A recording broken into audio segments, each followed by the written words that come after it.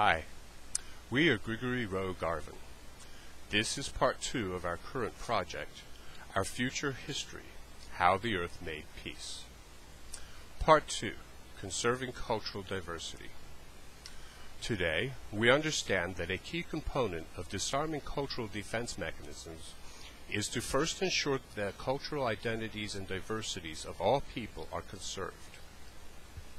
Each person is the best conservator of their personal religious experiences and beliefs.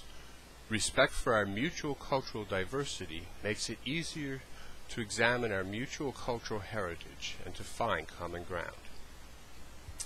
Each culture's particular qualities are always worth preserving. They are each a beautiful, evocative heritage that speaks volumes to all open human hearts and minds, regardless of their native faiths or personal beliefs. When we agree that the mutual conservation of our cultural heritage is a mutual goal, we enable a healthier process for peace because we address a root fear held by every person. The fear that the heritage we each most value and rely upon in our times of spiritual need or crisis may be threatened by competing foreign cultures and ideas. What we love always remains eternal in our hearts, beyond the vagaries of changes in the material world. Each person knows this at the deepest root levels of their being. The eternal strength of our hearts to nurture and preserve everything we love is part of the foundation of every person's faith, a knowledge each person individually holds in common with whatever divinities we each may worship. Our diversity cannot be destroyed if we agree to conserve it together. It is that simple. The successful conservatorship of our various religious scriptures and doctrines has often broken down in the past as internal factions arose who interpreted our holy scriptures and responsibilities in ways that may sometimes have conflicted with whatever more well-established interpretations of our scriptures or doctrines were prevalent in our time. The validation and acceptance of all factionalism is an important part of our roles as mutual conservators of our collective spiritual heritage. Validating a faction is a process that most cultural autoimmune systems are hostile to. Factionalism diverts people and their resources away from the parent religion they splinter from. Factionalism may lead to defensive and aggressive postures on all sides that consume energy and often injure human lives in a war for cultural dominance. Consequently, factionalism was once put down. Sometimes factionalism was put down very harshly, with torture, murder, or war. However, all factionalism also leads to new growth, new development, and new strength. In the end, both parties may come away with stronger, clearer senses of their identities and unity. Factionalism is a revitalizing process. Our children are always prone to draw themselves apart from us.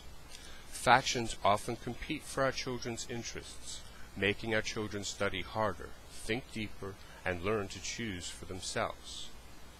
This is the most important thing all of our children learn.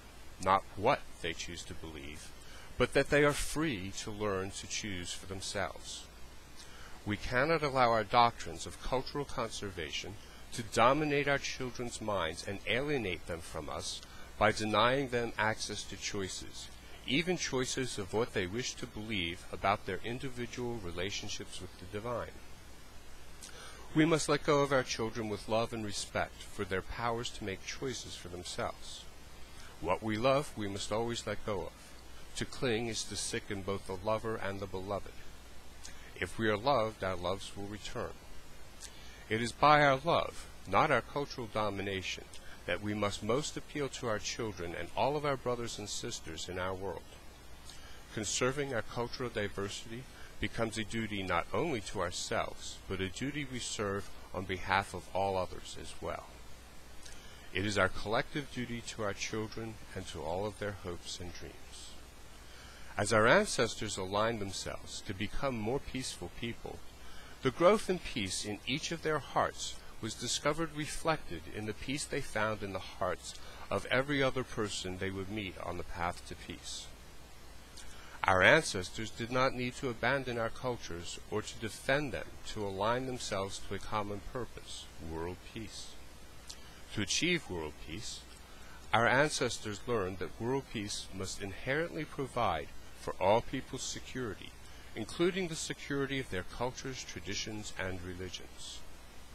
This became the mission of conserving cultural diversity, to ensure the security of every person on earth with respect to their heritage and their cultural identities, regardless of how they may choose to define these treasures to themselves or to anyone else. Cultural diversity will always remain one of the most important treasures of all people. Our ancestors learned that just like the natural resources, our cultural heritage belonged to every person on earth collectively. Our ancestors learned that their cultural heritage empowered them to go beyond the limits of their differences and build a lasting world peace. Together, as a whole, the synergistic sum of our holiest scriptures turned out to bear greater scope, greater detail, and a greater capacity to connect each one of us directly with the divine than any of them might have been able to accomplish individually. All spiritual paths have this power, the power to connect us to our divines. However, the collective power of all of our individual paths together becomes synergistically greater than the simple sum of their member parts. Diversity is a treasure to be respected, but the greatest value of this treasure is always in our sharing. When we share our diversity, free of our cultural autoimmune systems' reactive behaviors, we enrich ourselves and we enrich our friends. When we share our diversity free of fear, we create greater mutual understanding and respect. Sharing our diversity increases our wealth. Sharing our diversity never ever diminishes us. Our ancestors learned to share their diversity with confidence and joy once they began to deprogram some of the worst of their cultural autoimmune defense mechanisms. Our ancestors learned to value their diversity when the shadow of fear was lifted from them by their mutual agreement to conserve cultural diversity for all people, each sharing responsibility for conservatorship, each benefiting from the wealth of wisdom to be learned from one another. Conservation of cultural diversity gave each person the security to learn to mediate their own reactive root cultural defense mechanisms to pave the way for a road to world peace. Namaste.